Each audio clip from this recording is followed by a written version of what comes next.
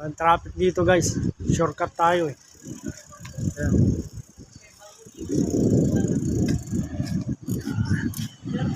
Bihira lang yung dumadaan dito na mga sasakyan. Subdivision to eh. Ayan.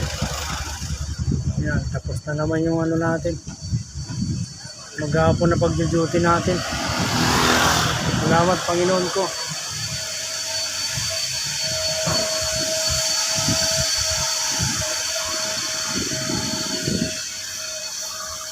Tayo ng traffic.